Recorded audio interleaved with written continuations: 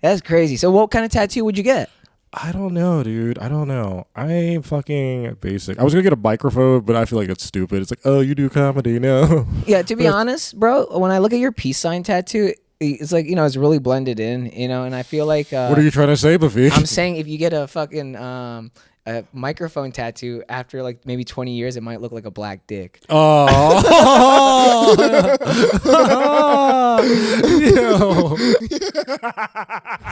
Welcome back to the Bhav Cast. Today I got Philadelphia comedian and day one homie in the game. Please welcome Aaron Bell. Yo, what's up, guys? Give it up for Beak. This is dope being here. I just introduced him like we're performing on the show together. We're just talking. We came up in the cabaret. Yeah, but you got to do that. That's I'm bringing you into my audience. Yeah.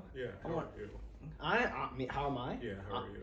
So I'm living life, dude. I am today. I worked out. I worked from home a little bit. I'm dealing with hair problems, and I set up this. I was like, I got Aaron Bell coming. I was like, let's go, So I'm excited, The top half of the day was hard, and now we're having some fun. Yeah, I was honestly looking forward to seeing you, dude. You're honestly one of my good friends. So, oh, thank you, dude. Oh yeah. Yeah, boom. Put a sound effect there. Yeah, for real. Yeah. Like, this is uniting races all over. Yeah, Blacks and Asians unite. Yeah, I feel like blacks and Asians became more friendly through music, but more through actually TikTok. Oh shit, fuck me. All right, so what happens now is I just use one of those audios for the little bit beginning, and then it's gonna kick in now with this mic audio. So we have to pretend we have to just start all over? No, we don't have to, unless you want to. No, that was fine. Okay. So where did we just start from? So basically what happens now is like I just, in post-editing, I would just now overlay the audio with this mic audio. Okay. And it's going to just sound just as good, flawless, everything. Yeah. Yeah. So, I was telling you before we started about producers fucking anxiety? Yeah. This is it. Like forgetting, like I have to turn 4 things on, yeah. And we smoked and then I got nervous, Yeah. Dude, it happens. It happens. Dude, you really got the 3 camera set up. Like, this is crazy. Yeah, dude, you gotta do it. I was like, if I'm gonna do it, I'm gonna do it right, Just go big or go home. Yeah, I put a fucking fish on the wall. Yeah. What, you're trying to seem sophisticated? I don't know.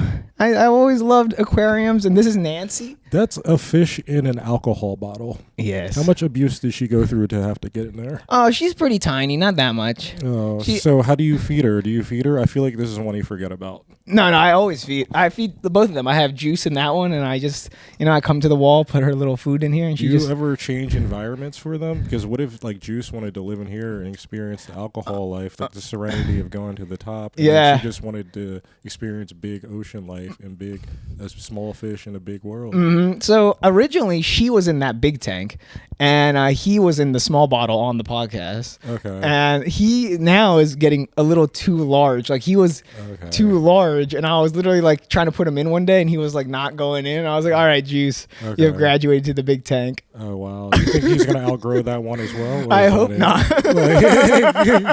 Where did you even find these things? Oh, South Philly PetSmart. I feel like that's not good. I feel like that's not good at all. Yeah, dude. I remember we had a teacher had like a fish in like 4th grade, and we just saw how they all gradually died throughout the year, and we literally witnessed one that died, and the one swam around, like ripped open its head and then just like ate it. Yeah. And then just like, we were 4th graders seeing this shit. This that's pretty National cool. Geographic in person. It wasn't even science class. It was just regular 4th grade reading. And then the teacher said like, he was being sarcastic. I think he said he like fucking flushed it down the fucking toilet or something, or he fucking ate it. I don't know what he fucking did. His name was Mr. Shout out Mr. Calvary Temple Christian Academy. What grade did you teach again? I think it was 4th grade. 4th grade. 4th grade teachers. I remember we made a teacher cry. We made a teacher cry in like 2nd and 5th grade, but I didn't finish all 5th grade because that's when I moved to the suburbs. But there's a teacher. Her name was. I can't just say all their names. I'll bleep them out. Okay, Miss. Yeah. She cried in 2nd grade. Our class made her cry. She cried. She had a mental breakdown. Mrs. fifth grade, Oh my crazy God. mental breakdown. And she was doing this weird thing where she was taking like one of our students home from class every day. What? And then I don't even know if I should be saying half the shit I'm saying right now. I mean, since we're bleeping it out, we're good. Yeah, we said her name. We beeped her name out. Yeah. And then like even me and my friend knew, dude, this is kind of weird. Like, yo, that's fucking wild. Second grade, like fifth grade, you're fucking probably mid-20s taking a kid home that's like fucking 10, 12. And it's even more weird like if you don't have a family. You know what I mean? Yeah, for real. Like, dude, I don't know if she had a boyfriend or what, but she was going through it, bro. yeah. I don't even know if she made it through the whole year because it was one of those things where I moved to like public school in like Bucks County, and that was like the only first time I was in public school. Yeah, And, yeah. like, but it's Bucks County, so it's great. But then it's just like all black kids in Center City, and then just like we're just having these teachers have mental breakdowns. It was kind of crazy. I mean, you know what it is? Now that I've gone through college and I've grown to be this, you know, like you've turned 30 this year too, right? Yeah. Like September 26th, shout out. Yeah, shout out to me. You know, like Libra season for all you bitches that care. yeah, no, I literally have Libra in my fucking notes. All right, well, before I even get to this teacher thing, fucking tell me about Libras, man. Like, do you care about horoscopes? I don't care about any of that just shit. Either I'm just do like, I. Oh, this matches, but this doesn't mean anything. Go ahead. It's just a justification for people's personality. That's all Yeah, it is. yeah. It's kind of, it's like one of those things where people just casually like bring up a conversation. I'll be talking for like 30 minutes, having a great time, and be like, "Are you Libra?" I'm like, "Nah, bro, I hate you now." Yeah. I question all of your intelligence. It's just like when someone has a crazy right wing political thought out of nowhere. It's like, we can't be friends anymore. Yeah. I'm gonna limit my future conversations. Well, yeah, limit your future conversations, maybe. But I don't know. I kind of like the people with those extreme thoughts. You know, it keeps me in check. Like, oh, you can't go that far because this is now off-putting. Yeah, like for real. This is just like wild for me. Are you gonna self-diagnose me every time we go out now? Like, what else am I? Am I a narcissist? Like, But back to Libras, like, you know, the symbol is a scale. You know, like literally, it's like a scale, like two weights, and you like old school scale. You know what I mean? Who's holding the two? No, I weights? don't. When I Just look the it up, scale? it's just the scale, like the item, and So I'm very balanced, is what they're saying. Oh, maybe has a point. Maybe has a point. I feel like everything should be done in moderation. Okay, that's what you say. It's good to take breaks from everything for a while. Shit. So take those breaks. Find what you're into, but I don't believe in sobriety. Not for me. I think sobriety is silly. I feel like if you're fucking have to be sober by a certain age, you took that shit too far. You lost at the game of life. Like, I was never taught how to drink in like middle school, and the first time I drank was like my senior year, like after I graduated, and I ended up like going to like a party of like a mutual friend in high school, and then drove my car there and accidentally made the mistake of mixing like liquor and beer, ended up throwing up in the bathroom. I ended up like passing out, and they put bread on the toilet seat for me to eat, and they had me like eating bread off the toilet seat. It's kind of like nice and gross. Yeah, it's wild as shit. Yeah. I feel like the most irresponsible thing you could do as a parent is not teach your kid how to drink. Looking back on it, I'm like, I did not learn anything. Yeah. And then apparently the kids ended up just like taking my car, because the kid was like, yo, I need to move my car from the front of like your house. And he was like, okay, cool. Just gave him my keys. And then next thing you know, I woke up and I had my keys back. And then apparently I thought they were just moving the car. He apparently drove around for 30 minutes in my car and had like 4 kids in there. They had a dog in a car. There was like a burnt cigarette. I'm like, yo, what kind of night did I have? And then the next night, like I wake up in the morning kind of with a hangover, and I was like, yeah, my grandma was like, yeah, you're hungover. I was like, yeah, I am. And I think I told her actually what happened, and she was surprisingly chill about it compared to what my childhood was previously. It was like, oh, you didn't do any drugs. This is like a natural thing. You're going to possibly do this in college. That's one of those things. Like, I didn't learn to fucking do anything before fucking college. Yeah, either did I, man. Yeah, I just it was fucking nutty. Raw dogged it. Yeah. And it was like, wild. Yeah, I didn't learn. It was bad. But like, I feel like you didn't learn, but you were like having a great time in high school. Like, I didn't like have a fucking social life, dude. Like, what? I'm trying to think about the time. I didn't have a social life until I got a car. Yeah. And it was just like, oh, we didn't get a ride now? And it's like, cool. Now I have a place to be. Now I have an excuse to stay out and extend my curfew. Yeah, That's all it is. I didn't get freedom until I got a vehicle. Like, yeah. When you went to college, though, were you living at school or were you living at home or commuting? So the first 3/4 years I was on campus, whether it was like the dorms or like the local apartments. And then senior year I commuted just because I wasn't playing soccer. And it was like, oh, you were an athlete. That's why you couldn't really go like commute too hard. You know what I was an athlete in? I was an athlete in partying. I was in a frat. That's why I had so much fun. Yeah, that's why you had fun.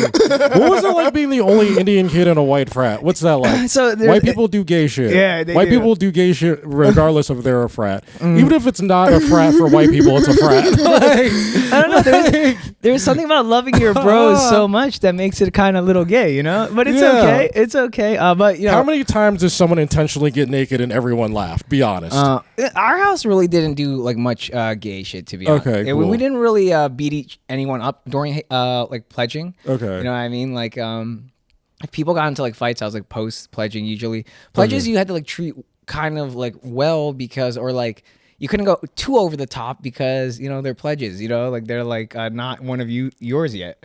They could, so like, you seem like a respectable frat. I was expecting awful horror stories. No. I mean, I like okay. So like so. What you said, like, what was it like being the only Indian? So there was actually 2 Patels, right? And like our frat was like, we need to pledge some brown kids this semester, and they got 2 Patels. But the problem was those 2 Patels, like, we're used to being the token Patel our whole lives, so we kind of like beefed a little bit, you know what I mean? But so now you're my version of me.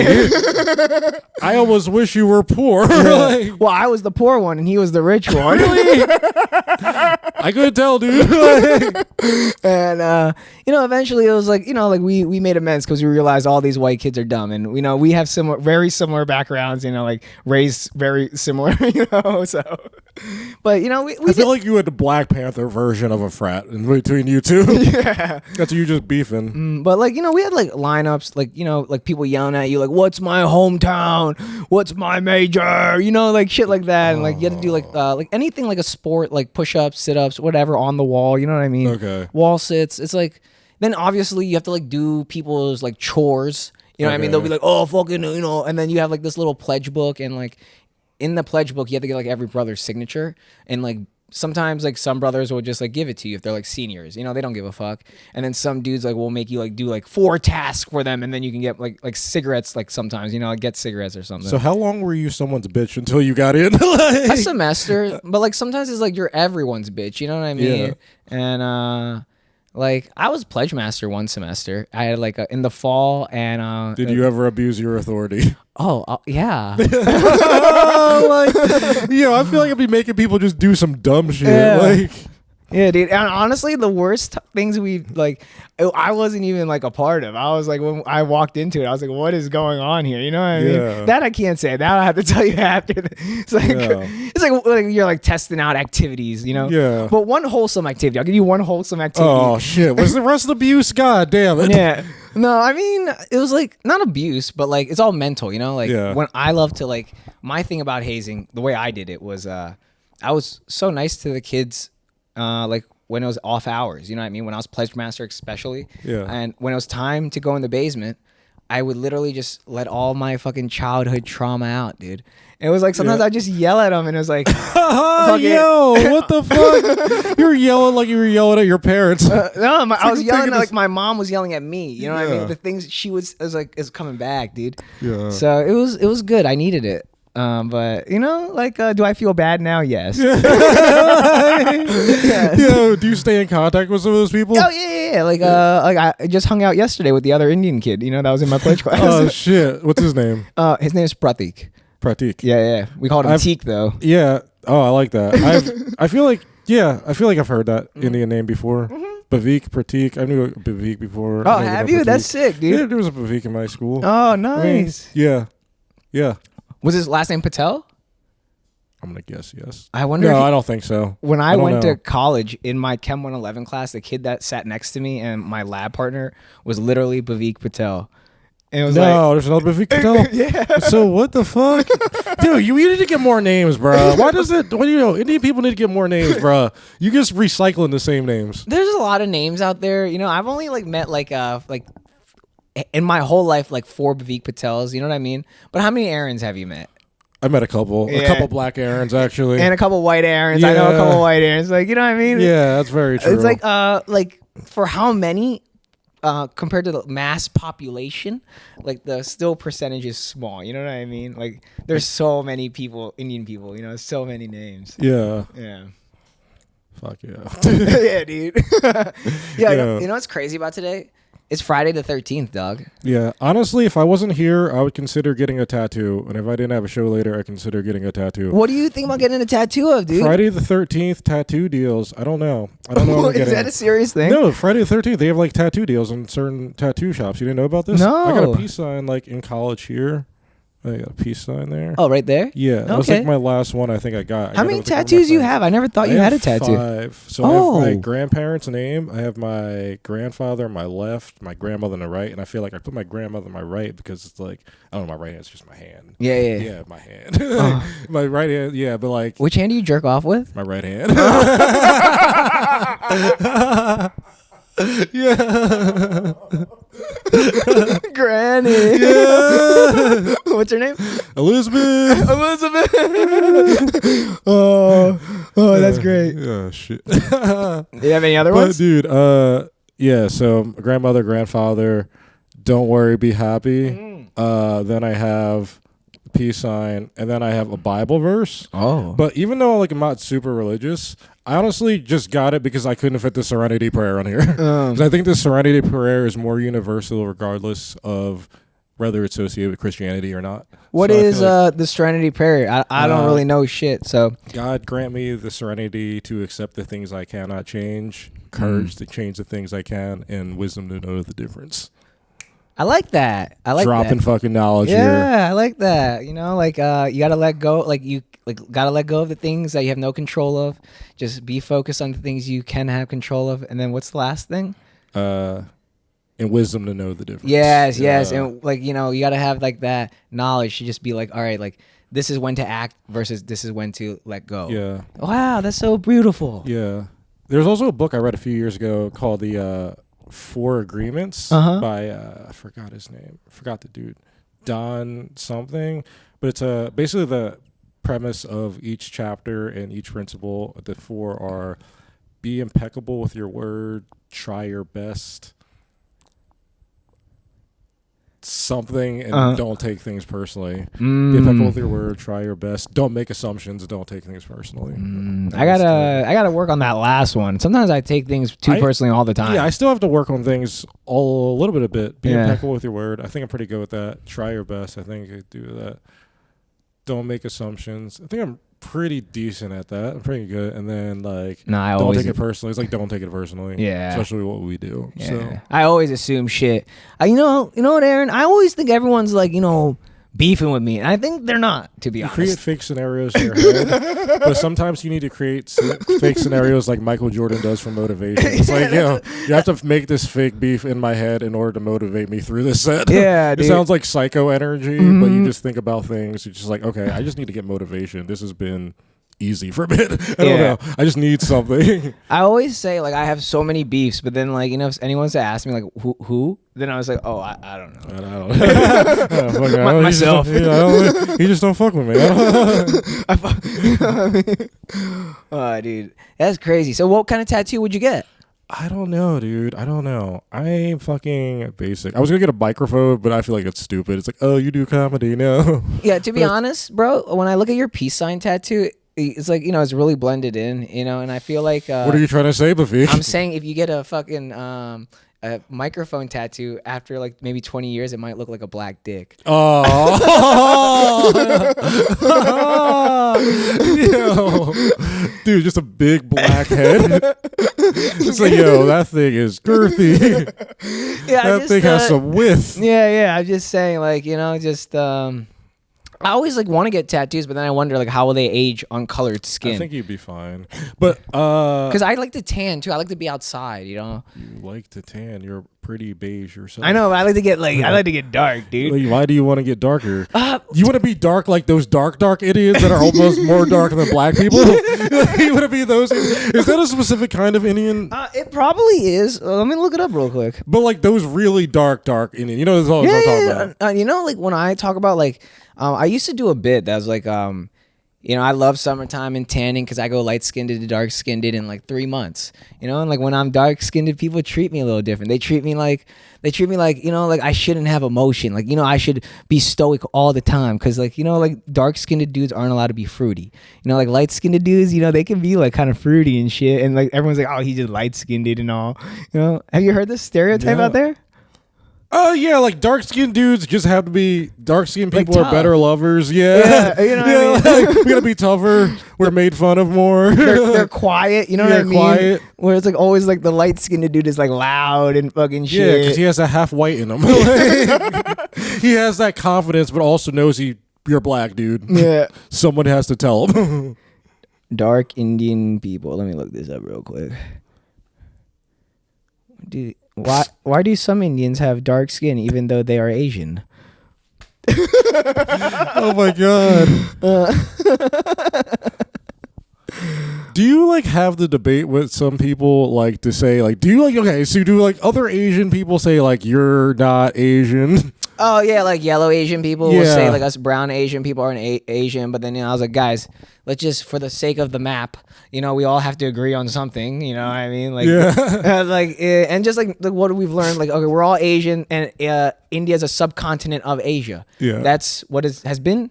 Yeah. Why do we have to fight it, dude? Yeah, you know, like at the end of the day, it's white people. You know, they still make fun of both of us. Yeah, equally. at the end of the day, half of us was colonized by the British. Yeah, like it doesn't like, and we make up most of the population of the area, so we claim you, bitch. Yeah, like we claim ourselves. Exactly, like you. We step on you. Is there more people in like yellow Asia versus brown Asia? I don't know. Why are you asking me? I'm asking you that question. Oh man, there are more people in yellow Asia than okay. So is brown Asia only? Is brown Asia only India, or is Pakistan considered part of brown Asia? Yeah, Pakistan. So Pakistan's population just as big as India? I don't think so. Because I know they're beef all the time. You know what we can do? Or it's just like, or is it cricket? I'm not trying to sound racist. No. Like, there is beef and between India and Pakistan. And over like sometimes Kashmir. I did a report about it in 5th grade. What is Kashmir? Kashmir is like maybe a country or a province or like a small section, very beautiful, rich in fucking materials, and it's like half mountain, half beach. So it's like a disputed territory. Yeah, exactly. And like you know, like yeah, sure, us and them have always had beef, but you know, like. That's some old generation things. Like if I was talking to a Pakistani girl or Iranian girl or, you know, whatever, I would be like, hey, baby, what's good? You're brown. I'm brown. You know, our parents were angry. You know, it's kind of crazy. In one of those countries, it'd be illegal for you to talk to them. Illegal for me to talk to them? Which one? Iran. I'm not allowed to talk to women there? Did you see the thing with Cristiano Ronaldo today? No. You got, like, look at puberty. Okay, let me get my TV remote because then I can put it on the TV. Okay.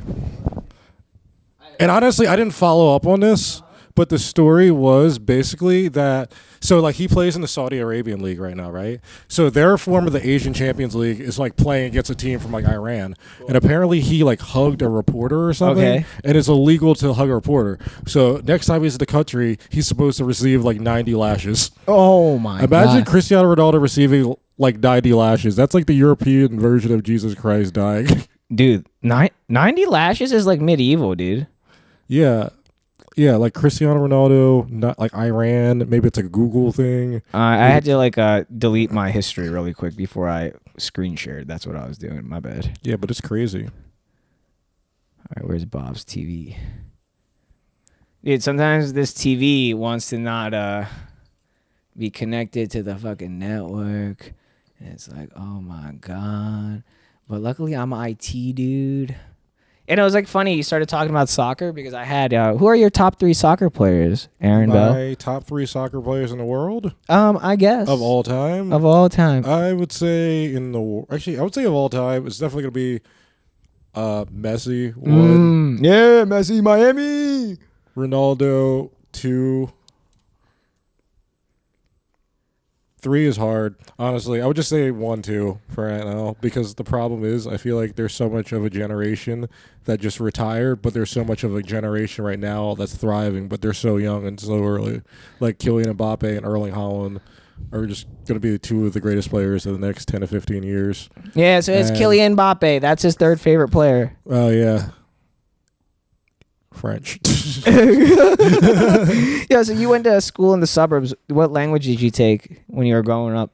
What do you mean? Like, didn't you have to take a language in school? Oh, I took Spanish. That's all I took, really. That's the main thing. I'm pretty good at Spanish, honestly. I'm not even going to lie. Like, I'm pretty good at using context clues to read through paragraphs, but it's hard to kind of understand the language when it's spoke fastly.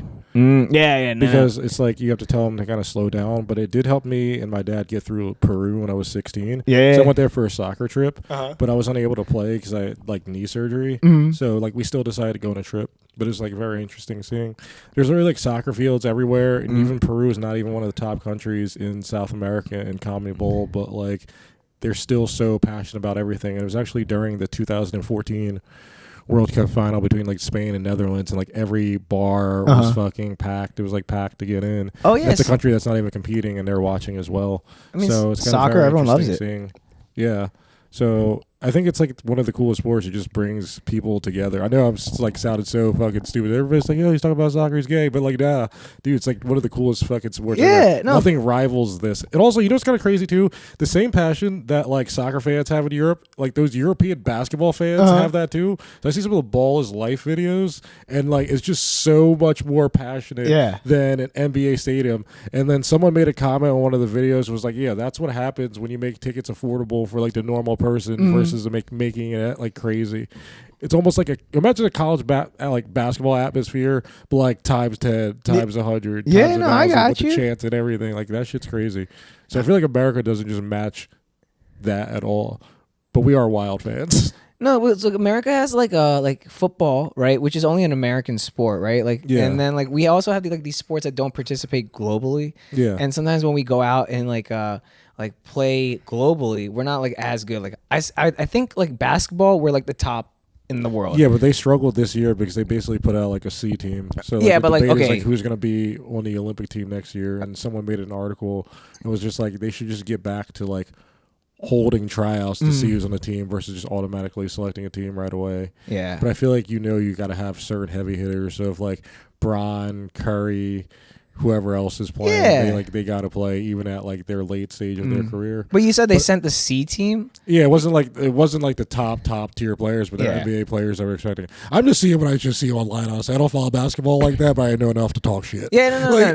You're that's, like, totally fine. So, like, when they do the Olympics, obviously they'll send, like, the good ones, but I just feel like basketball is something we're great at. Soccer, we don't usually win, right? Yeah, not for men's. Like, we're getting better because, like, most of our team is playing in Europe, and top clubs, and, like, contributing and things like that. And our academy system has definitely got better. But the problem with soccer, particularly in America compared to the rest of the world, it's a pay-for-play system. So what does that mean? Basically, some parents are spending, like, thousands of dollars to have their kids play on club soccer teams, versus in Europe, a parent doesn't have to pay for a kid to be on an academy team. It's provided by the academy because it's, like, top tier club or a second division club. So it's like, unless you're, like, an MLS academy in this country, most MLS academies are free, and also now some of them provide housing and, like, residency for the kids, so they stay there all year round as opposed to just going back to high school. And they provide some of the transportation as well. But the parents still take them back and forth to some practices, definitely, if it's, like, locally and domestically. But as far as travel, I think, and payment, like, they don't necessarily have to pay compared to local club teams that might be top tier club teams. Yeah. So it's like a lot of players you're missing out on just because they can't afford it, and club soccer can be expensive. So it's better for them to hopefully get scouted by an MLS academy. But, like, these top clubs, right? Like, why aren't they, like... So, okay, this is why soccer is screwed up in this country then, because it's a money game, not, like, a fucking talent game. And also just the fact that it's not our sport. Like, we didn't find it. Like, we didn't found it. Like the reason... Oh, okay, I see. Like, the reason the women's team is so successful is exactly the opposite of the men's, is because of Title IX, it allowed a lot of women's sports to be kind of played in this country, and soccer was one of them. So whereas like if you're a top player in this country, you'd want to go in, as a man, like you'd want to go and get recruited by a club in Europe at like an early age or something, and go over and play in Europe or test your skills over there.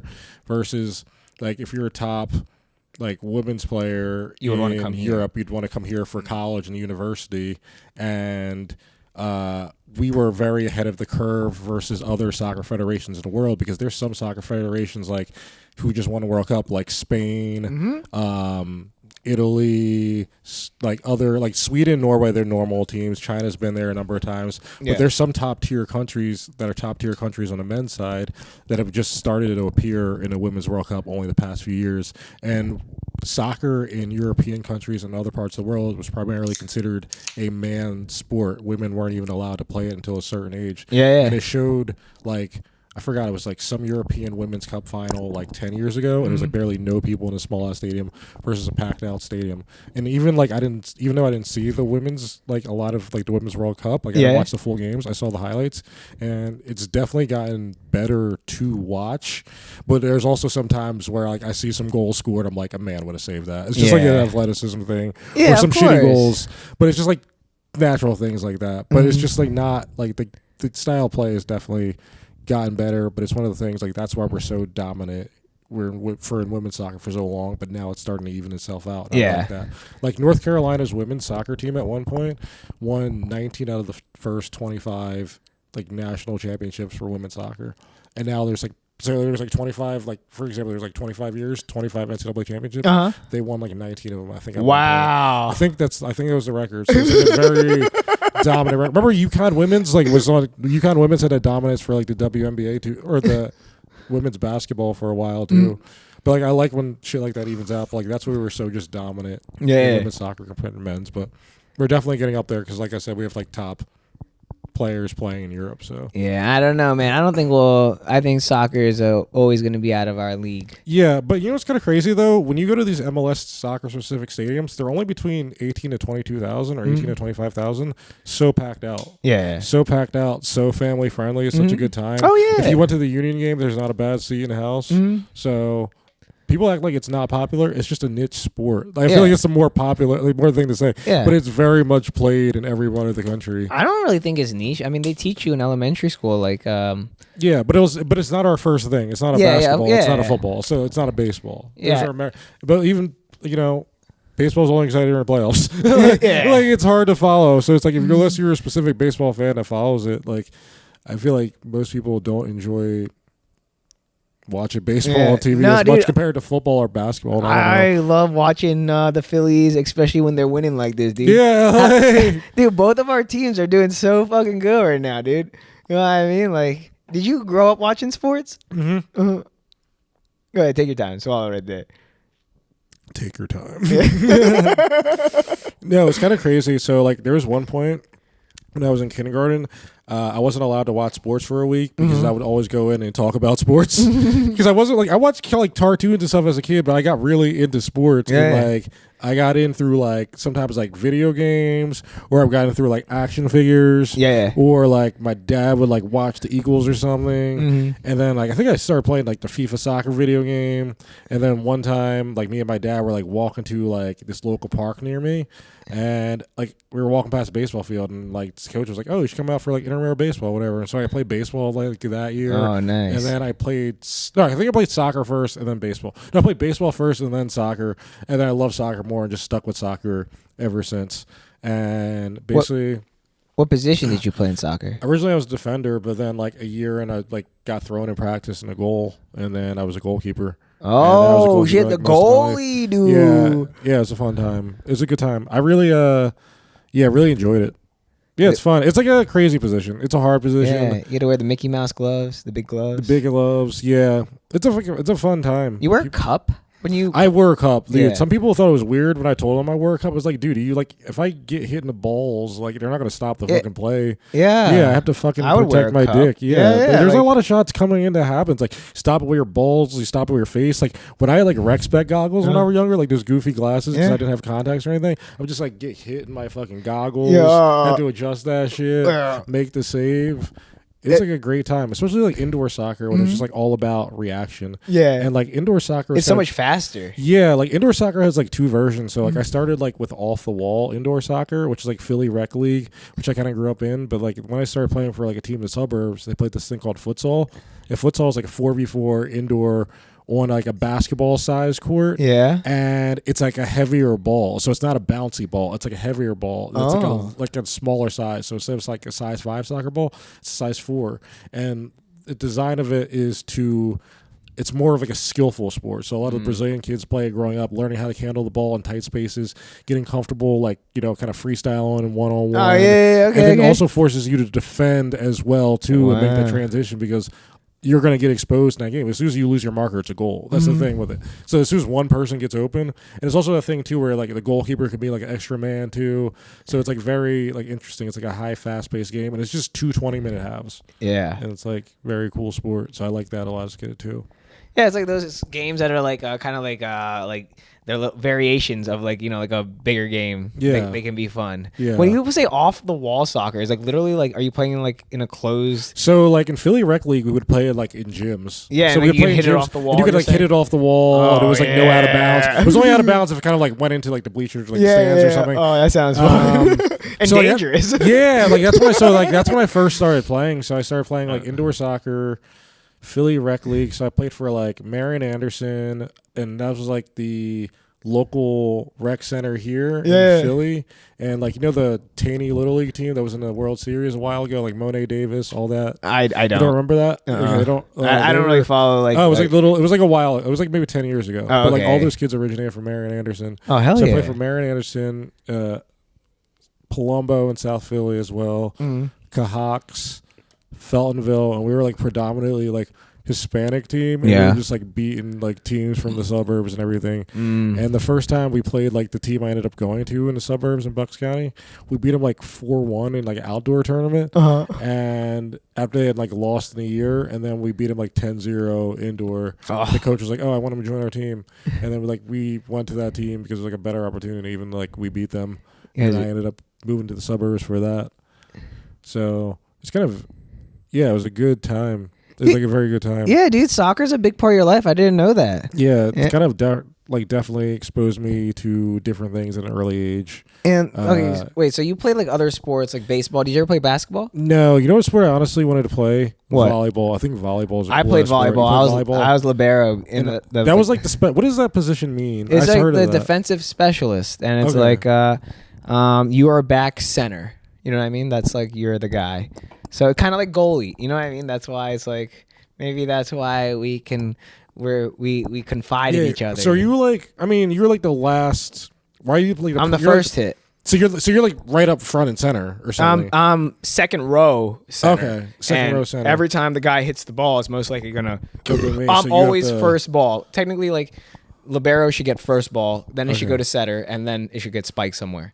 And then if it's really out of my reach, then you have the other two guys. Yeah. But like everyone's. So you're the defense and the offense in a sense. I can they can hit it to me. I can hit it to the setter, and then he can hit it back to me, and I can do a back row attack. Okay. For sure. Okay. But you have these powerful dudes on the flanks. It's just let them do their works. How much did your legs hurt after each game? Because I feel like I think about when I watch volleyball, how much those like men and women like jump. In a game. Well, they have to jump over 1,000 times. Easily. Yeah. Well, I'm in the back. I'm just kind of like I'm like kind of like in that like squatted rest position. And then when the play happens, I'm like ooh, and then usually I'm like all right, boys, and then I'm back here ooh. You know what I mean? So it's like not too much. Okay. Snowboarding is more.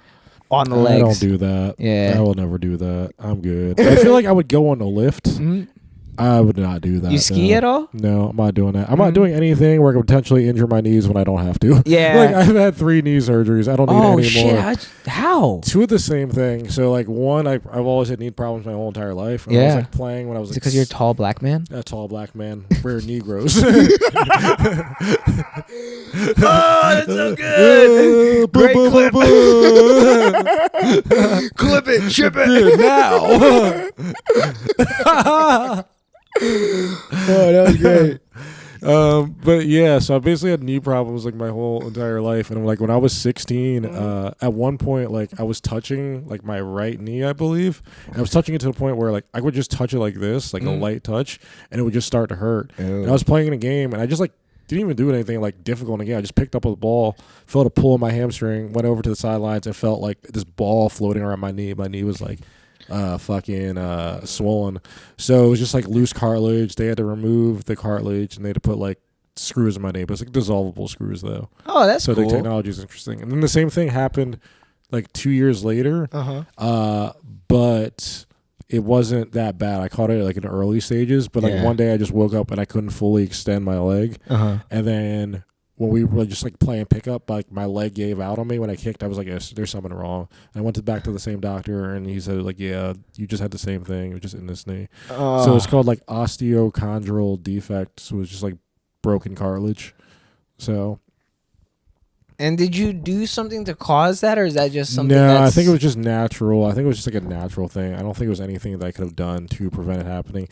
I don't know if stretching early on more as a kid would have done anything, but as a doctor, I would say, were you drinking your milk as a child? I don't think as I got older, I did. I was drinking Lactaid for a while as a kid because my grandmother thought I was lactose intolerant, but then I drank regular milk one day. I was fine, but I don't think milk is one of those things you just drink on a regular basis. I feel like you're just drinking cups of milk on a daily basis. You're a psychopath. There's nothing wrong with you. You want your teeth to be chalk white all day? What the fuck is wrong with you? A lot of people drink just a warm cup of milk before bed, dude. Yeah, that's just weird. A warm cup of milk, at least put some chocolate in it, make it a hot chocolate. Yeah, hey, I'm going to have a warm... Yeah. I'm a warm cup of milk. That's like, ill. Do you like sap in your mouth? Like, ill. What the fuck is wrong with you? You want to drip, drip, drip? I don't know. What the fuck? Like, you're fucking weird. You can't have warm cups of milk. That's just psychopathic behavior. Are you at least going to take some pills? Or going to put a shot in it? Like, what is up? No, that's just not normal. That's like, someone's like, yeah, I'm about to have my warm cup of milk before going to bed. It's like, kill yourself. Hang up. Like, yo, you're going to get so much hate from the internet, dude. Yeah, no, fuck people. Like, what? People are fucking idiots. Yeah, warm cup of milk. That's fucking weird. Oh my god. Like, it's not that bad. It's not that bad. No, it's just dumb. Like, wow, I can't believe you hate a warm cup of milk that much. Oh my god. All right, yeah, so we went down the Bob hole so far. And, I wanted to say, like, all right, today's Friday the 13th, right? That's why I got this stupid shirt, right? Like this, who is this guy? This guy. I think that's Jason, right? Yeah, dude, I got this shirt for this day. He's one of those people that kills women when they're fucking. Yo, props. Yeah. When they have sex, that's when they get killed. Like, keep your clothes on when there's a killer on the loose. But they might even know it's like a killer on the loose. Yeah. No, like, they're into that like, shit. Women are into like crime shit. Yeah. Now that I'm single, like I be like talking to like fucking chicks on dating apps, and they're like, "Oh, I like those like criminal like podcasts, like whatever." Like, I listen to one now too. Yeah, what's that topic though? I fall asleep to one called Crime Junkie. That's one I listen to. No, but the genre I'm saying. It's like I don't know. It's like crime and something or crime like and I don't know. Yeah, whatever. Crime. Yeah, crime. So then I ask the girls, I'm like, "Oh, do you like criminals?" And they'll be like, "Oh, no." And I'm like, "That's not fair." You know what I mean? If you're into that shit, then you're just throwing a liner out there, baby. You can't read context through text messages. They think you're just trying to be hard now. They probably think you're a criminal listening to this, looking at you. You're like, who is he? He got Chips Ahoy socks on it, so he's not serious. Like, what the fuck? Do you have a shirt to match that? I like those socks. Those are actually fresh. I'm roasting them, but they're fresh. Yeah, dude. Those are fresh. They're actually got them from Amazon. There's a whole bunch of candy socks over there. You're just buying merch for yourself for no reason to look fly. Yeah, well, I got to, dude. It's the Bhav Cast. My name's on the show. I was watching a D-Rag and Deer Tag the other day, and Drew fucking has he has like a fucking love for Ice Spice for some reason. I don't why. I don't even know who she is. I just see her appear randomly. I've never listened to any of her songs. Do you know what she looks like? A biracial white ginger and black. Yeah. And I don't think she's like that hot or anything. You know, I get it. She's throwing that ass around, whatever. But like, she's a little too young for me. And like, he got. How old is she? She's got to be like 20, you know, like under 23 at least. Only one under that age that's attractive is Billie Eilish. Yeah, go ahead. Fair enough. That was like a like really, really. That's one of those ones where like, okay, cool. She's one of those ones. I'm like, yo, I'm gonna see where this goes. I want to see where this life goes. Is it gonna be hero or gonna be foe? Yeah. She's gonna do that photo shoot. Like, are we gonna see those tatas? So I keep getting cut off on this Friday the 13th topic I want to bring up. Are you afraid of fucking scary shit, or are you cool with it? No, I'm not scared. Afraid of scary shit. What kind of scary shit you talking about, dude? It's like a haunted house. Not really. Oh. I wouldn't actually. No, I wouldn't like it. I wouldn't someone like I'm gonna go out of my way to do. I would have to know it's fake, but I'm like, I wouldn't just go there for fun. I feel like it's like a date thing. Yeah. I feel like it's just not something I'm like, hey, let me just go to a haunted house and try and get scared. See if they scare me. Ooh, pass the test. Pass the test. Oops, didn't get me. You can't touch me, bitch. You can't touch me. This is not real. Like, this is not fucking real. This is the only excitement of your life right now. You're not scaring me, motherfucker. You're bombing. You're bombing at your job. Yo, that's funny you say it like that, because one time I did a haunted house in there's one more here too if you want one. Oh yeah. Yeah, the wall is always a bar cart. I went to a haunted house in New York one time, and fucking the guy, he was like, they were like basically corralling us in groups to send us through. Yeah. And while they would corral us, they would put us in a lineup, very similar to a frat lineup. And he's going in, but it's not good. You know what I mean? It's like not good. And I was like, my girl I was with at the time, I was like, oh man, this is like the worst hazing ever. And he got so pissed. Yeah, he said that out loud. Oh my god, this was not worth the price of admission. We want a refund. She was supposed to be scared. Yeah. Supposed to be in knight in shining armor. He was like, boo.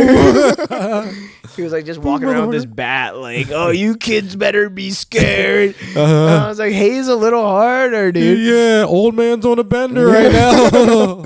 Dude, my like guy that was in charge of hazing us, right? So like you have like a pledge master and ritual officer, and the way they're supposed to do is like good cop and bad cop. But like the way me and my partner did it, we did a bad cop and badder cop. But like Costello, our fucking bad cop, he was like he fucking watched, like he had like ROTC, like he did ROTC and all that, right? Yeah. He was like fucking fucked up. You know that movie like Full Metal Jacket? I heard of it. Oh dude, oh my god, he would take lines straight out of that movie. So he'd be like hazing us, and he'd be like, but even scarier because he's bigger, dude. I'm a freshman, so I'm little and fat. Like I don't have these guns yet. You know what I mean? So like I'm like, and I've never seen like this thing, like an army man. You know? And he's like saying shit like, like I'll tear your head off and then fuck your dome and then feed it to your mother and then like all these crazy things. And then I saw that movie in sociology class and I was like, what a fucking plagiarist. Yeah. I heard this before. This is one of my favorite movies and you ruined it. Oh my god, dude. That was a good one, baby. Bhav Cast is full of burps. Yo. Yeah. Oh, but shit. Could you watch like a scary movie by yourself at home? Could you do that? Yeah, I would watch it for enjoyment. Wow. Yeah. Okay. I'm a psychopath. Okay, so you're not afraid of scary things. No. Check. Scott Peterson didn't do it. Yeah. Oh, you know what's a really important topic I need to talk to you about? What? This is going to be crazy. But, you, Malachi, Brandon Mitchell, we're all on a car ride home one day, and you from a comedy show, and they needed to pee, and you were saying, "Oh, no, pee for y'all," and they got so heated. So, would you like to defend yourself on this topic? Yo, I'd like to say, bitches can't hold their bladder. I'm talking to you, Malachi, especially. Into that camera right there. Tell him. I'm talking to you, Malachi. Bitches can't hold their bladder. Bitches can't hold their bladder. God, it's a 2-hour ride to Baltimore. You can't wait to pee. The crazy part about that ride is like the fact that he was like looking at me. He's like, "You trying to go now?" And I'm like, "Okay, cool." And then I'm driving in the middle lane. He's like, "Yo, you trying to drive a little faster?" I was like, "What?" Like, How you gonna tell me to drive fast and then pull over to pee? Yeah. And the thing is, Brandon said he wanted to pee, but honestly, I finessed him out of another half hour to 45 minutes. Like, I was like, yo, nah, bro, not on this time. I want to make you pay and suffer for the way you talked to me 10 minutes ago. Oh my God. You deserve that. I will make you wait out of my car if you ever have to get in my car to pee. I will make you hold it to the last second. I'm not this mean, honestly, but just like, no, in that situation, like, no. I have to pee myself sometimes. I was like, bro, you can't hold a 2-hour car ride. I remember one time I drove to fucking North Carolina, and it was only like 6 to 7 hours. And my friend was like, yo, I bet you only pulled over to pee like this many times. I bet you barely paid to pee. Blah, blah, blah. I was like, bro, do you know how car rides work? You're not supposed to pull over and pee like every hour or two. Yeah, but what about rest stops, Aaron? You're supposed to go to rest stops, but not every one. You have to go to a rest stop to pee, rest stop something to eat. And I'm one of those people I can prepare. I can prepare with my meals, so I don't have to go to a rest stop. Oh God. Yeah. Like, bro, but like, I go pee in a rest stop, but I'm like one of those people, like, if I can make it 3 or 4 hours without doing it, and like ride's only 6 or 7 hours, oh cool, I'm 3/4 or halfway through the drive. I'm not gonna try to pee every 2 hours if I have to. I will stop for gas and pee, but it won't necessarily because I have to pee, or it's because I have to stop for gas, but I might have to pee at the same time. Depends. Yeah, no, I got you. But if someone in the car has to pee and you don't have to pee because you're driving, then everybody has to suffer because you know what? You're driving. You took this task. It depends on how much I like them. Yeah. It depends if they have tits or not. That's a real. Yeah, that's basically. Cool, babe. I'm going to the side of the road. Okay, so portable urinal. that's been finalized. Put in the dirt here. They were so upset about that. It happens. And you were driving this Honda Civic, right? Yeah, you still drive a Honda Civic? I still drive a Honda Civic. Are you trying to like get my information or something? No. I drive a Honda Civic. You drive a Honda Civic. So I wanted to bond over a Honda Civic. Mine's a 2010. Mine's a 2011. What color? Black. Silver. Coupe. Dude, I didn't realize how many people have a sedan, I think. Mine, I didn't realize how many people drove Honda Civics until I started driving Honda Civics. Oh, yeah. I started opening my eyes, and like when I would park on campus sometimes, like I have manual locks, so I have always to stick the key in, and I would go up to cars sometimes and try to stick my key in, and then I realized like, oh, it's not my car, and I like slowly back away. It's like it's like, dude, like no, I'm not trying to break in at all. Wait, you don't have a beeper? No, I do not have a beeper. They didn't get for whatever reason. Like, you can get like either like a 2011 or 2012. They wanted the 2011 was like fine, but it was just like manual locks. So I've always had manual locks. Oh, dude, that sucks. What if you like park in a parking garage and you are like looking for your car? What do you do? I just look for my car. I remember where I park. Oh my! If it's not in a parking garage, I don't get that lost. But if it's like a street, I always like in a neighborhood I'm not familiar with. I always take a picture of like a street sign or a store, or like write in my note, and I'm like, oh, this is where I am. Yeah. So I don't get fucking lost. Wow, such a creative man you are. Oh yeah, I'm sophisticated. They don't know about me. And all this sophistication and life has led you into comedy, huh? Yeah, it's led me into comedy. What? Why did you start comedy, dude? I just started listening to podcasts during my junior or senior year. Started like listening to like Rogan and Joey Diaz and all those like normal comedians. Oh, I love that. A lot of people were regularly listen to. And that would like hang out in like a small friend group, and then like one of my friends, she would do like improv, and like we would go to like her improv shows, but I realized like, oh, improv isn't for me. Even though I took like an improv class, but it was like improv credit class that fulfilled a couple requirements. It was fun and a good time, but I also found like I was fun in small groups, and then like every time I would like work with someone on a paper or edit their paper or proofread, someone was always like, oh, you're a good writer. And because I was listening to podcasts where it's like, oh, all these people from different backgrounds, like black, white, gay, straight, whatever, trans, whatever. Indian, whatever. God. Yeah, racist. We all racist. I have to include all the LGBTQ. Indian. Q. Q for Indian. I don't know why I said Q for Indian. I don't know why I said that. But yeah, I just realized, like, oh, all these people from these backgrounds come together, have these crazy conversations, then they go on stage, and they get to work on this, and they get to travel the country and do all this. Yeah, traveling. Then, like, I was thinking about it for like a year, and then actually Nazir, my friend, he was like rapping in college. He actually went to the same school as me. He said he did stand-up And then I was like, oh, I kind of want to do it now. You see, like a good time. And then after my student teaching, I just like, looked up open mics near me and then found the Comedy Cabaret in a Motel 6 in Northeast Philly. Yeah. And that was like my first time doing it. I didn't have a bad set. I had a pretty decent set. And people came up to me after and no one killed to the point where it intimidated me from doing it. I was like, oh, this is what I want to do. This is like a great time. Let me continue to do this. And at that time, you had such big dreadlocks. Oh, yeah. I think I did have such big dreadlocks. They were like matted together. They were terrible. I need to do a better job of that.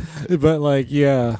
But yeah, that's when I basically just started, and I've been kind of hitting it ever since. Yeah, now you've been crushing it, and you've been kind of like known in your friend group as like the festival lord, going to all these festival king. Yeah, is what my friends have called me, particularly Trayvon Fulton. But yeah, I enjoy doing it because, like I said, going back to my days of playing club soccer, where my grandparents always had the mindset of paradise isn't around the corner. Oh yeah. So before even moving to Bucks County in 5th grade, they were taking me from South Philly to Bucks County on 19th and Bainbridge to Yardley or Jersey or farther or Virginia or other tournaments or North Carolina or wherever for like a year. And then it was one of those things where it's like even when I lived in Bucks County, I would also travel to teams for Jersey as well. Yeah. So it was just like one of those things where I never wanted to be a comedian that only performed in Philly. Like I wanted to do my research before getting into this, and I realized agree. like there's 2 clubs, and 2 clubs are good, but I also wanted to see how my jokes travel. That's the thing. It's like it feels good. Like this gets an applause break in like fucking Iowa, Wisconsin, Utah, North Carolina, Maine. His joke works. Bam, bam, bam, bam, bam. It's like I will go anywhere to tell jokes as long as they're fun and accepting, and it's a great time, and it's a fucking really good time in Iowa. Yeah. Iowa's fucking dope. And I believe it, dude. I'm like I'm just like you. Like I love doing festivals, but I've only done one. And like the thing is like I done that Bethlehem Festival Music Fest. Okay, and that was a good time. Yeah, did you do 4 shows or 2 shows? I did 2 shows. And because I couldn't come like what is it? They do Friday and Saturday. So I think I just maybe did like Friday or Saturday. I couldn't because of like work or something do. I think Friday. I just did Saturday. I have a story about that festival, but I can't tell it on air. Oh, okay. That was after. Yeah. But like that was like cool, and I had a really great time. Like the first show, I probably, not to toot my horn, but I probably had the best set. You know what I mean? I went in there, crushed it, and but I want to do more festivals, but to travel. But the thing is, I need to like curate a good tape. That's like yeah. I think that's the thing. And I have like a bunch of shows coming up, so like I'm gonna like just smack one down really good. That's something I have to figure out too, because like I have one from 2019 that got me in a lot of festivals. Yeah.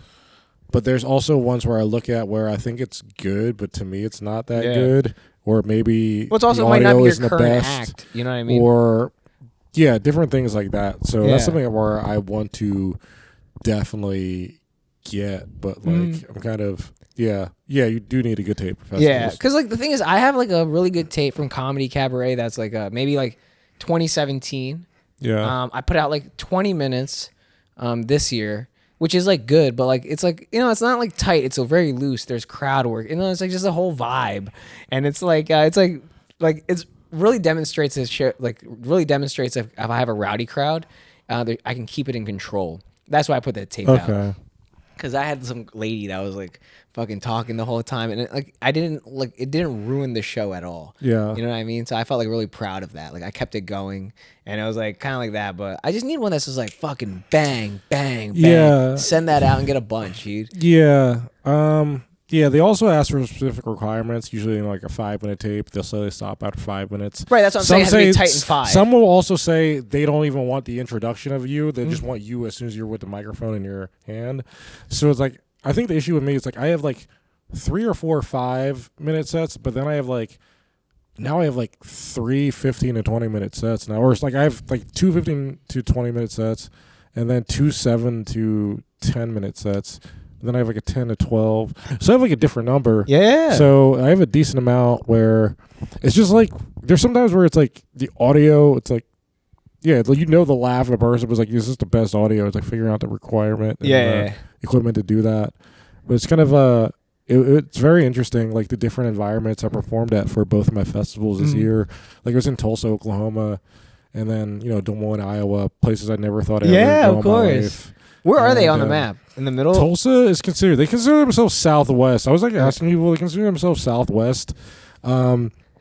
But this is like the FC Tulsa jersey. I actually have one. Yeah, I was going to ask you, is this a soccer jersey or what? This is a soccer jersey. So this, for example, it's like the USL clubs, the MLS Second Division, they have a lot of creativity within their jerseys and all from their local artists.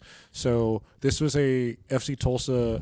Like I always like want to be with people. Like soccer's branching into fashion. I want to be a comedian known as like wearing the soccer. Yeah, of course. And like FC Tulsa, this made like an indigenous people's jersey. Oh. I'm like, yo, I'm gonna get this. And then like after I got off stage, a girl actually came up to me and said like, oh, her friend was the artist that made this. Oh, that's sick. And then they also have one that just came out for FC Tulsa, which is a one for his Latino or Hispanic heritage month. But then they have an Oktoberfest one that just came out too, which is like this is like all black right here. But then it has like some sort of logo almost like this, but like a different logo that's like symbolizing. You know, Oktoberfest. Yeah, that's like pretty sick. Yeah, no, you should collect jersey because that's what like your fashion trend is. You know what I mean? Like, yeah, I think it's really cool because even like the Jordan brand has branched into soccer with PSG because PSG will wear Nike jerseys, but some games they'll have like a Jordan brand jersey, Jordan brand tracksuits, like all that stuff. So wait, how are your sets at these places in the Midwest and Mid-South? Really good times. Yeah. So I featured for. I don't know. Coughing in the microphone. That's not proper podcast etiquette. I'm sorry, guys. It's okay. We do nothing proper on the Bhav Cast. Y'all know that. We're not good. We're all a work in progress. Yeah. So no, my I'm set perfect. was Fuck fucking him. really good. So it was the Blue Whale Comedy Festival in Tulsa. Okay. Travel went smooth. I arrived there. So like when I have a festival and I'm performing like Friday and Saturday or like one of the 2 nights, I try to fly in early Friday, leave early Sunday. So I'll typically get there early Friday, depending on if the flight's good, if the flight's bad. Get there, shower, and then possibly like go out, go to some of the shows that evening.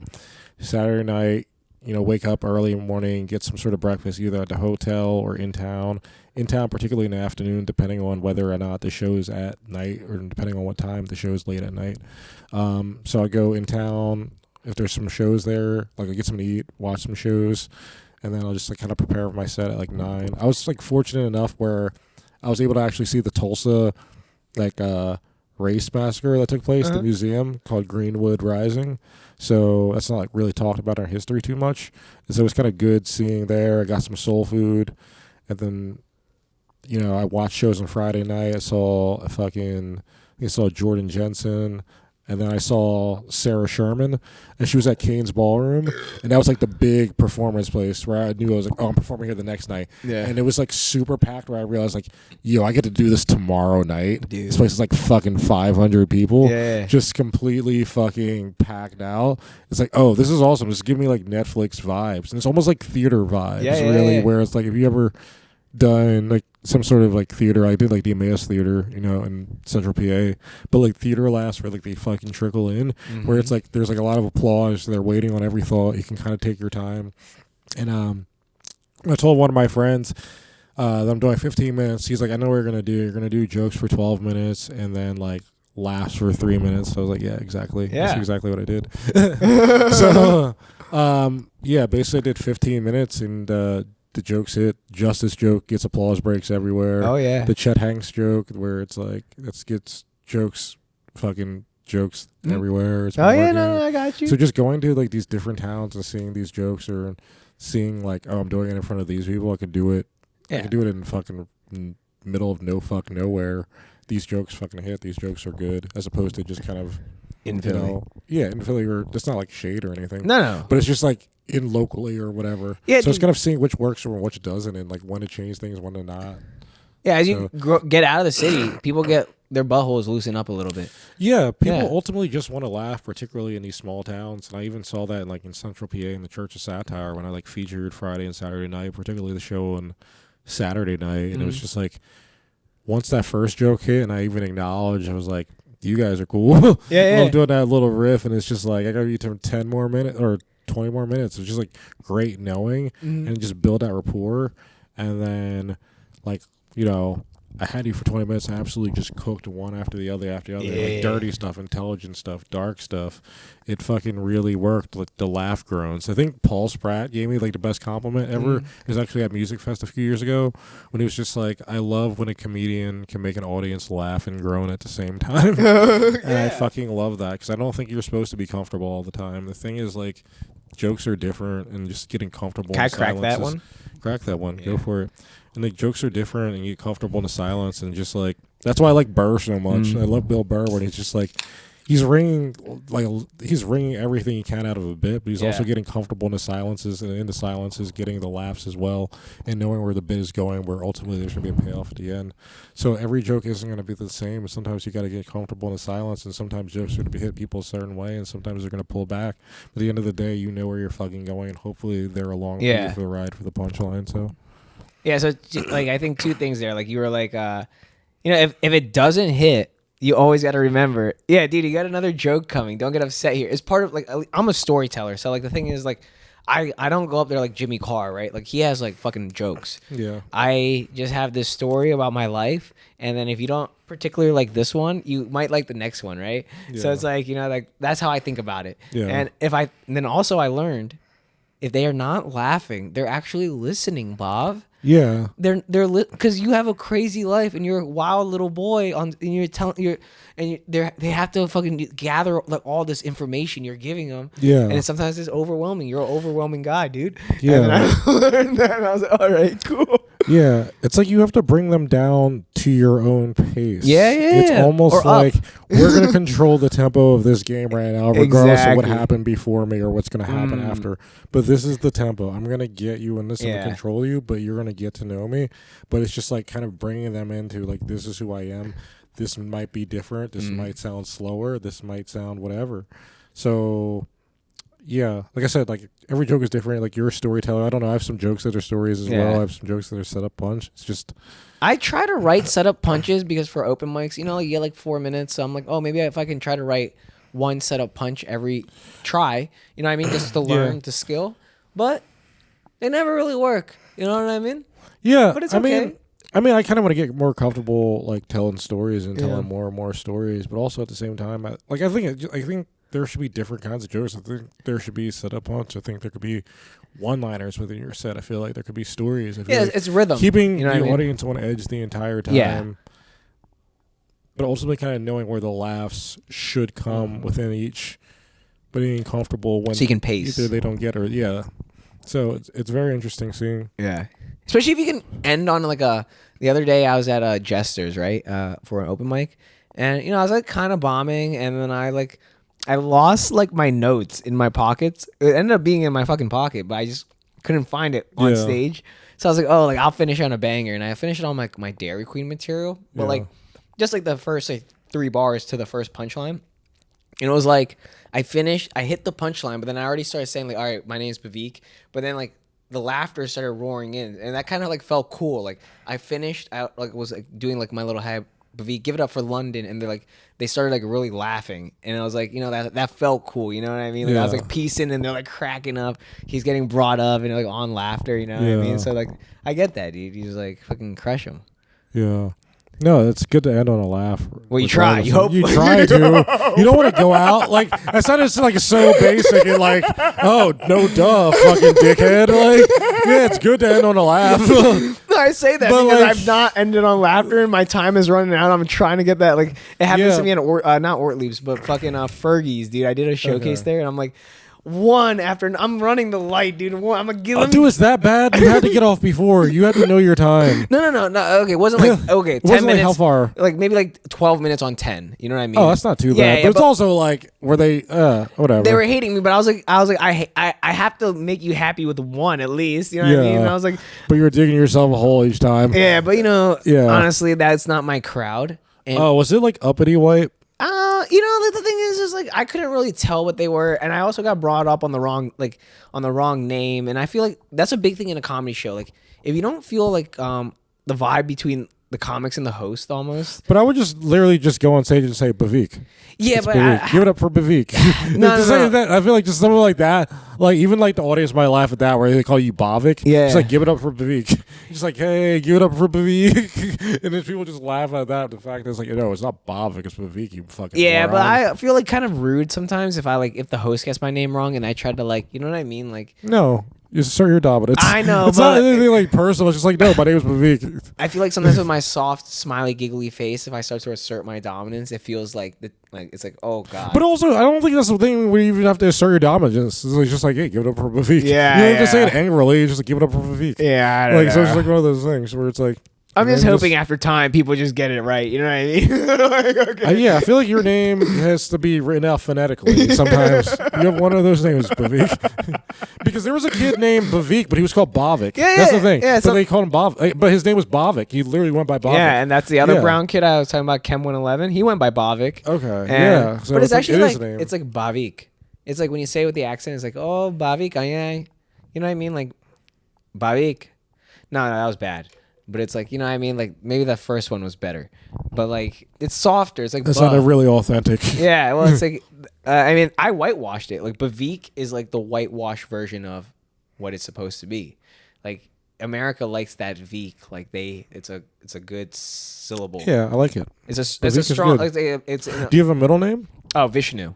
Vishnu Patel. You know what Vishnu is? VBV, the God. Yeah, dude. God. I'm the son of God, dude. Yeah, hell yeah, dude. Hell yeah. Is he good God, bad God? Vishnu? I don't know. My dad is pretty chill, but let's see what the story got. Is your dad's name Vishnu? Yeah. So he's your God. Yeah, you know where this whole thing gets now. fucked up? It's like, so Bhavik actually means like devotee of God. Interesting. So you're a God street soldier. But yeah, you know what like a devotee versus devoted means, right? Devoted means you are committed and fully committed. Devotee is your person you're going out there to serve. Yeah, basically, you're like completely of them. Yeah. And I'm like, so my dad has a tobacco addiction. I have a tobacco addiction. Yeah. You know what I mean? You're trying to follow in his footsteps for no reason when you don't have to. Cheers to that. My friends call these the douche flutes. Call it the doobity flubity. When I smoke those, honestly, I feel like it's like too heavy, like on the flavor or something stings. You know what I mean? I don't know. I might be like a bitch or something, but you might have bitch lungs, dude. Yeah, I do. Although my lungs did bleed from these one day, and I thought I was gonna die for like 45 minutes of my life. Well, dude, I thought I was gonna die. You know, there's a thing about having like certain percentage lung capacity. Like people will smoke, and then like they're like, okay, when you're a child, you have 100% lung capacity. But I've been smoking now like 10 years, a lot of out of bongs, and the last 3-4 years, I've been like fucking really bad. And the thing is like I've been telling myself I'm gonna quit, and every time I do quit, I come back like twice as hard. And sometimes when I'm running, because when I run now, I run for my heart. So I'll do like basically hit like sprint, stop, sprint. But I'm sprinting, and I'm going. But like sometimes I'm like. But I'm sometimes feeling like, oh, why like this doesn't feel like it's blowing up all the way. Like I feel like. What do you mean? You don't think you have your full lung capacity? I think like because I smoke so much, like I feel like it's not like this side feels almost fuller than this side. You know what I mean? I feel like. Are you long distancing run? Okay, so I run like a crackhead basically. What I do is like. Maybe like 3 minutes worth, like because I do it on songs basically. So 3 minutes worth of song, I'll fucking like. Really sprint, dude. Like really sprint. Oh, like that's not bad. Yeah, like open like leg spans, but like go. You know what I mean? I'm going. Like almost like you're chasing down a soccer ball, and then like once I really can't, then I have to stop, and then like my heart is like, you know what I mean? Then I'll like rest, and then I'll go again. You know what I mean? Basically, it's like it might be something. Yeah. Maybe. But it's the same day, live life. Yeah, YOLO, baby. Like I didn't fucking smoke until I started fucking going to college. Yeah, so exactly. Like, you know what I mean? It's just like it's a habit for me. Yeah. That's the thing. Where it's like when I don't have a vape and I don't have weed, I'll bum a cigarette from someone, but I'll never buy cigarettes. Yeah. But like during the time when I was student teaching, I didn't want to smoke weed on purpose just to focus on teaching. Of course. And focus. Yeah. So I would just smoke Black and Milds every day, but I would feel the cuts in my mouth, and I also feel shit across my chest. That's why I'm like, I'm not going to smoke Black and Milds for a while, and I only smoke Black and Milds occasionally if I don't want to pay for one of these. So it's a substitute habit for a habit. It's like I'm one of those people like if I stop smoking intentionally for a while.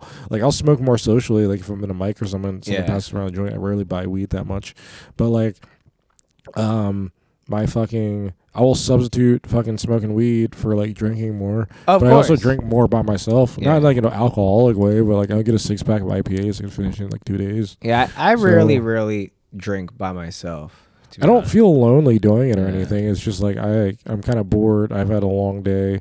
I might have went out earlier. I might kind of just want to chill and go home and go to sleep. And I also think the problem for me too is I can't fall asleep without like weed, melatonin, or alcohol because I wake up my body, I rarely sleep all the way through. I usually just wake up in the middle of the night.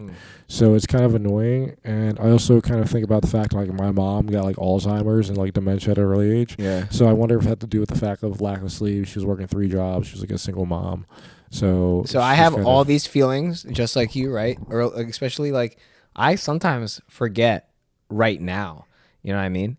And it's like I think because even let's track it back one step farther. We were talking about sobriety earlier. You're like, oh, dude, like if you think you need to get sober, you have gone too far, right? Yeah. And I, in my heart, no, yeah, for sure, I've definitely gone too far, and I'm still too far, And I want to tone it back, but like the thing is, I don't know.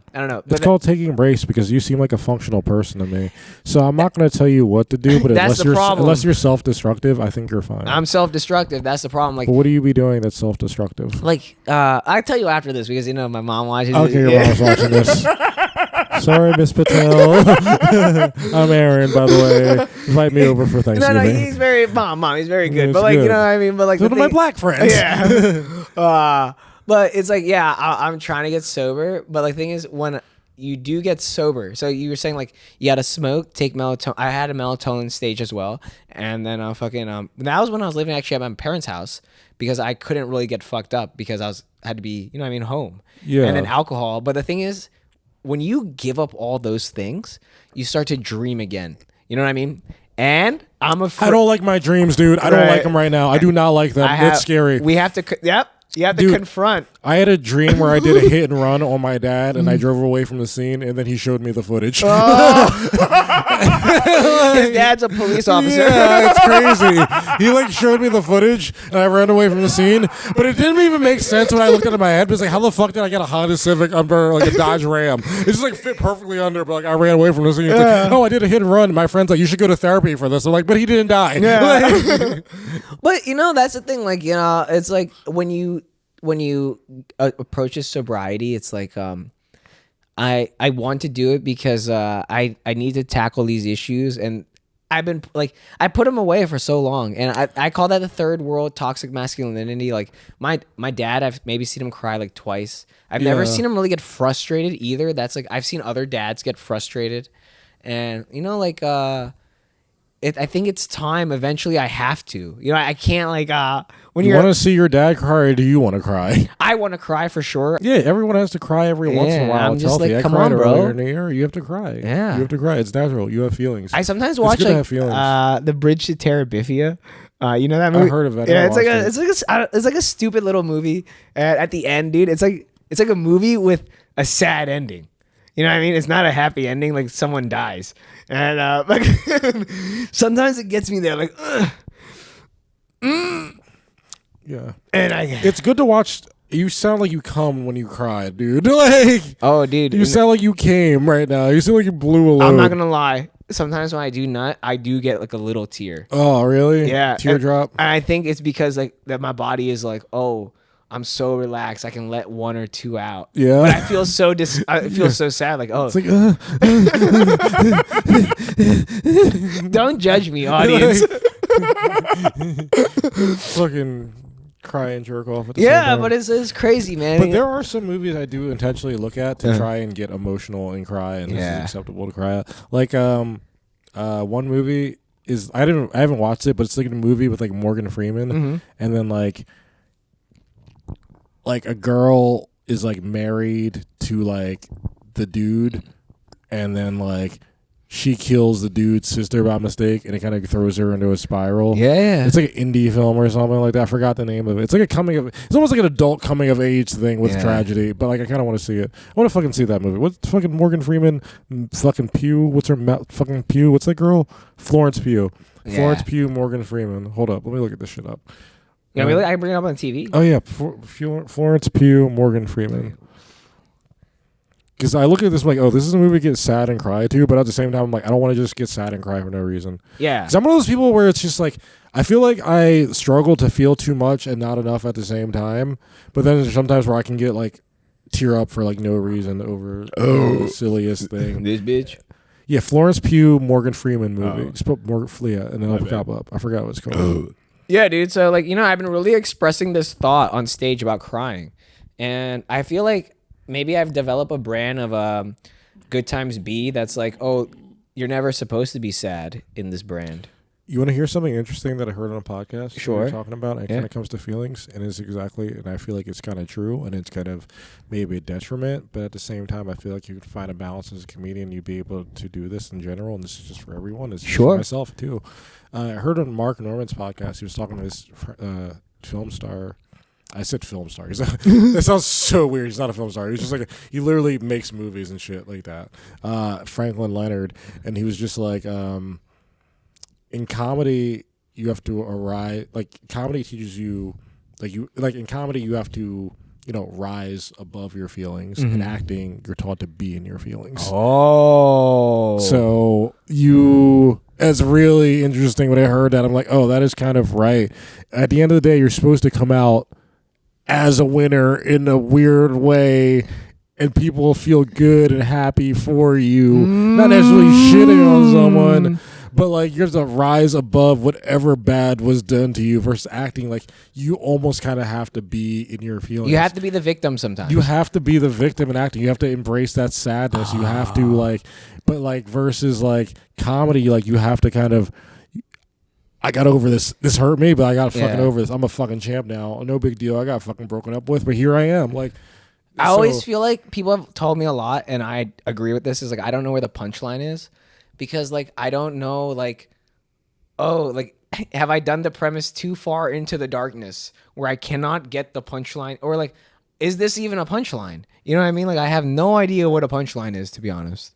Really? Yeah, what is a punchline? Doesn't necessarily have to be one word. A punchline could just be a couple words. It can be a sentence or whatever. It could be a sentence, you know what I mean? It could be a couple words. Like a punchline. It's like the next phrase. I get that. It could be a big ending to a story. It could be the surprise. Yeah. It could be the twist. It could be so many different things. A punchline necessarily isn't one thing.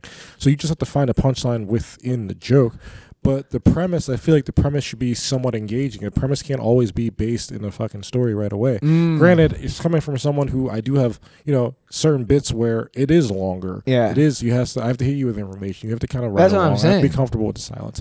But the premise has to be there from the beginning to know people are on, to know the punchline is possibly worth it. Yeah. And particularly where it's a long thing, where it's stretched out, people probably know the punchline is going to come at the end, but is the punchline going to be worth it? And that's the thing. But also, it could be a quick joke, and a punchline could be 2 sentences after their first line in the premise. Yeah. And I feel like that's where you have to figure it out. You might have a good premise, but if it takes too long to get to the punchline, you fucking ruin the punchline. But if you have the good premise where you can get to it with one or two, sentences, it's a good joke. So not necessarily you'd be ba ba ba ba. But if you could just know the difference in jokes and know where it's going to go. But like, I feel like the easiest jokes for me to write are the ones where the premise is so engaging or so outlandish, or people, it's like, oh, they're immediately on board with this, versus the ones where I have to convince people. I know certain jokes that I have right now, I can tell where they're going to bomb based on people's lack of understanding of them. And maybe if I can phrase it in a certain way, or maybe they just don't get it, or maybe I also want to kind of do the thing where, too, I have a comeback after the joke doesn't land. Yeah. Not necessarily getting at them, but just kind of having a joke after the joke that doesn't land. And I feel like it's important. And that's something I kind of want to get better at as well. Anytime I do an Indian joke and I know the crowd doesn't get it, I just say, like, you guys are fucking racist. You know what I mean? Yeah, like something. Yeah. No, but all right, dude. So Aaron has to do a comedy show soon. You're going to come with me, right? I'm going to come, yeah. Are we going to walk? Yeah. It's a good walk. It's a Friday night. It's cool. But I want to just hit on 2 topics before we get out of here. you're talking about stories. Yeah, it's time over tension always, right? TT, like the more fucking time you're taking, the more tension is building. That punchline better fucking relief you. You know what I mean? And sometimes I feel like I'm building that fucking time, and I'm like, oh, and then I'm like, this is, and then it's like, you know what I mean? I have a question too. Yeah, go ahead. You're at this point in comedy. One thing I've gotten more comfortable with over the past year and a half or so is changing my jokes on the spot. Even though like I'm always one of those people before I get on stage, I kind of wrote out a list of jokes I want to do. Mm-hmm. But there's sometimes I've gone on stage and have not realized I've missed a joke or gone out of order, or I just completely changed the first joke and the order is different. And like, honestly, I'm so comfortable within like 7 to 10, 10 to 15, 15 to 20 where I can kind of change on the fly and not be too worried, and honestly sounds more natural. Yeah. Versus fucking I was so stringent and it just sounds so rehearsed. It seems more natural now. So how are you? Yeah, with that, I feel that same way. Like because there's certain jokes that have to be like one after the other. Yeah. So like, on a 10, let's just say for easy math, 10, I have the middle 6 wired down to Dairy Queen, engineering, whatever, some callbacks, and then the first like whatever and the last whatever they can shift. But like my middle one, I'll get you in my material, and then like what I do is like on my note card that I come in with. I come in with like basically all of these bits. I come in with all of them, and I start analyzing the crowd and start crossing out things like that's definitely not going to hit with this crowd. Yeah. And then those are like up top and up the bottom, and then obviously like the first minute is like crowd work, clap about the host, something about the room, whatever. Make it comfortable because I'm a personality, and if I don't get you on my vibe, you're not going to like me at all the whole time because I talk about like sometimes child abuse or whatever it is, having Indian parents, you know what I mean? I need to get you on a vibe that's like, you have to like me first. That's really really is. So I become likable, and then you know like and then in the middle 6 I do all the Dairy Queen and whatever and all that jazz. Yeah.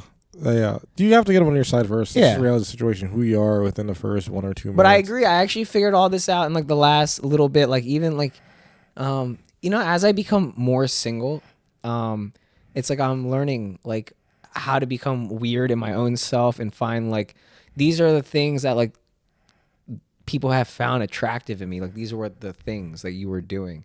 And then I found like, you know, like sometimes you just have to be this person on stage and then it's going to work. Just don't worry too much. Yeah, it's interesting seeing when comedians' personality come out after a breakup.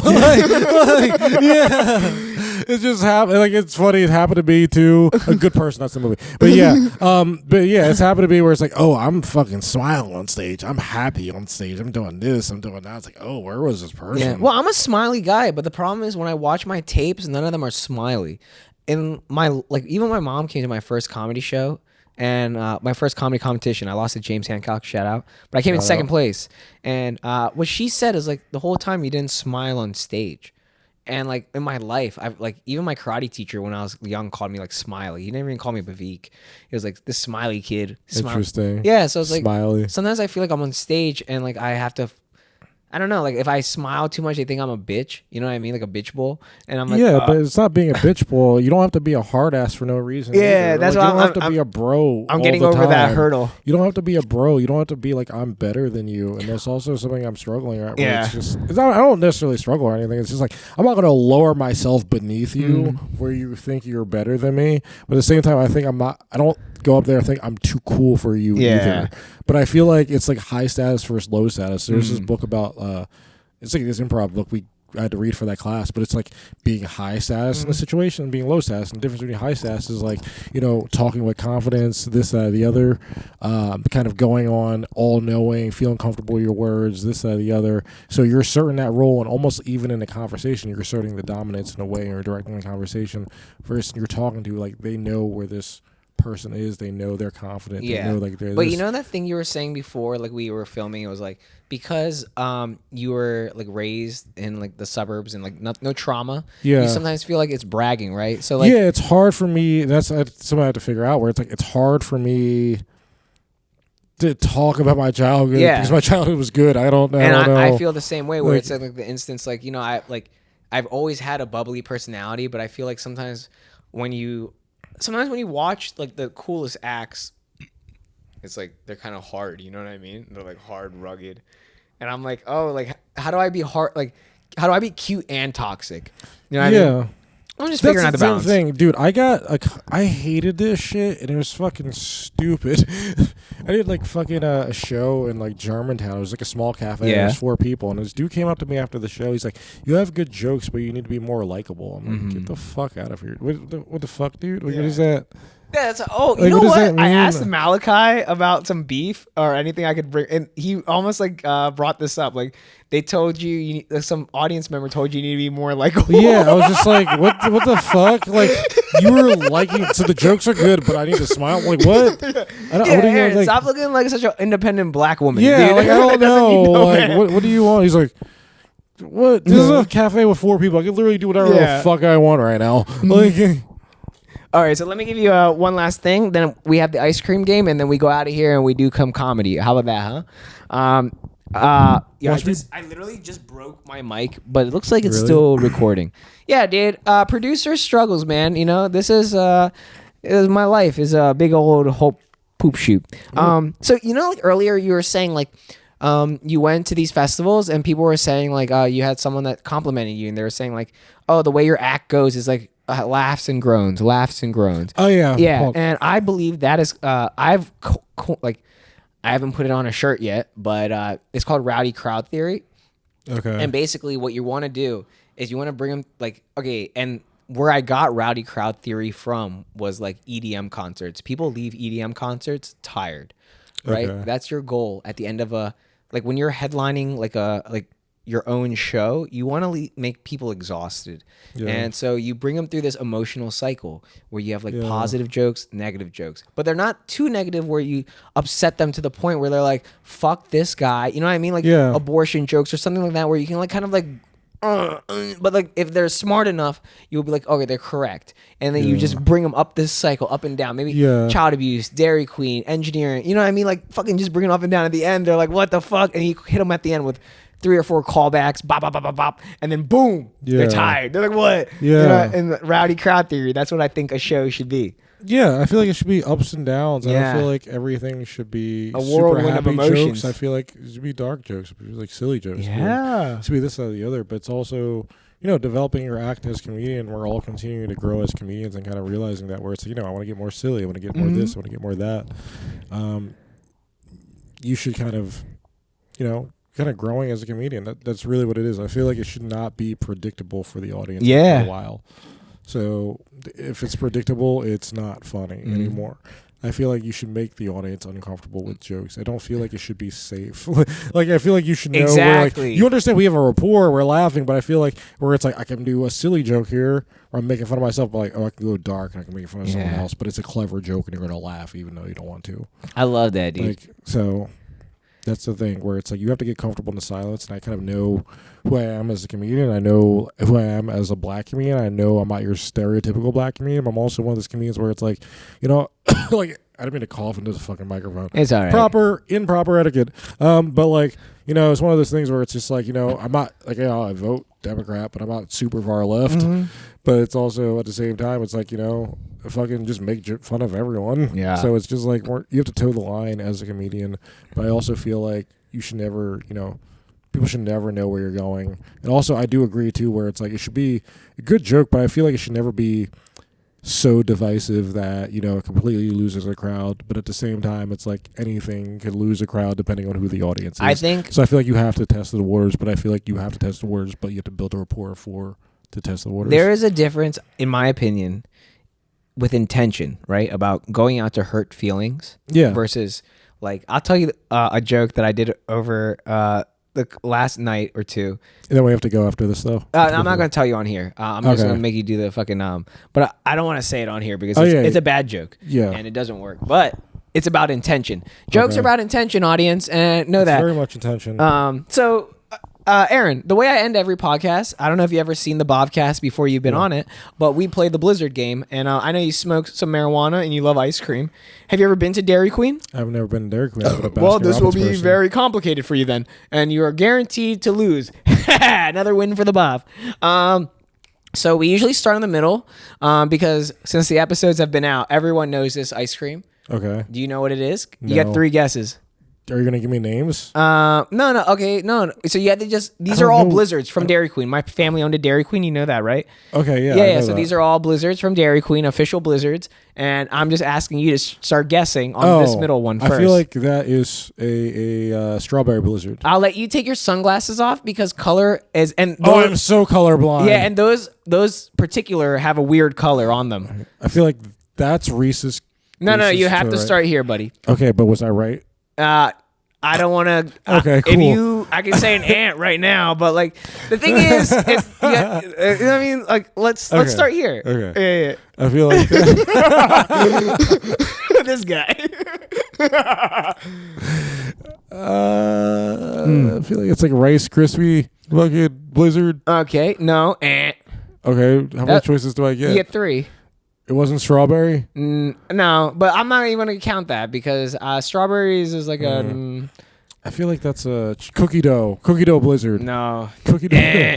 What is the choice? What is the answer? You got one more. Come on, just give it to me. I'm going to give you this one because it's... Vanilla blizzard. Absolutely not, dude. This is a frosted animal cracker. Oh. Can you not see it? You can kind of see it a little bit, okay. Yeah. So since this episode's already out, I'll give you this one. Okay. I just want to see you struggle on it. Let's start here. Give me. Oh, that's easy. That's mint chocolate chip blizzard. Okay, but come on. What is this? What is this? That's mint brownie blizzard. With the mint chocolate chip blizzard. We need both of them. I feel like you're one of my teachers in math class. I'm trying to help you, dude. Yeah, mint chocolate chip blizzard with brownie blizzard. All right, mint chocolate chip brownie blizzard. Oh, you did it. Woo! All right. All right, on to level 2. You're going to lose here. Okay, go ahead. Yo. Oh, this is fucking, cookies and cream blizzard. Oreo blizzard. They're cookies and cream and Oreo. Okay. I shouldn't have put this one up here, to be honest. It's like, this is... okay, it is an Oreo type of blizzard, but it's not. It's unique. It's. Oh, dude, we don't have all day, bro. I know. Okay. I don't know this. I'm sorry to ruin the blizzard game. Yeah, dude. Aaron, I'm gonna. I might either have to change this blizzard or. You found faults in your own game right now. This one is it's too niche. It's You're never going to get that. Okay. So let's put an asterisk on that. You give me this one. Do you know what this one is? That's Reese's and M&M's blizzard? No. What are the other fucking candies that kind of look like that but are Reese's flavors? I don't know. Come on. You do Crunch know. Bar, Nestle Crunch. Reese's Pieces. Reese's. But that's easy. Dude, come on. I said Reese's. Dude, you said Reese's, but then M&M's. Those are 2 different candies. Reese's Pieces and Reese's. But is Cups. M&M's in there? No. It's Reese's Pieces and... That's not an M&M? Reese's Pieces are M&M shaped peanut butter ones that are fucking... And then give me that last one. Can you even guess on that? That is some caramel chocolate chip cookie dough. I sound sophisticated. It's a one candy. It's basic. I don't know. You gotta help me out, Chief. Aaron has lost today. Lost. I'm sorry this was not as entertaining No, as you it's okay. expected. The more I help you out, the more post-editing I have to do. Yeah. Like, I realized how defunct my brain was when it came to this game. All right, Aaron, thanks for... tell them where to find you. Yeah, you can find me at Aaron Bell Comedy on Instagram. That's basically all platforms. Twitter, X, his dead name, whatever you want to fucking call it. Mm-hmm. Instagram, Facebook, Aaron Bell. Peace. You guys are awesome. And cheers. Thanks for coming through, bro. Cheers, mate. This is empty, but we're good. All right, deuces.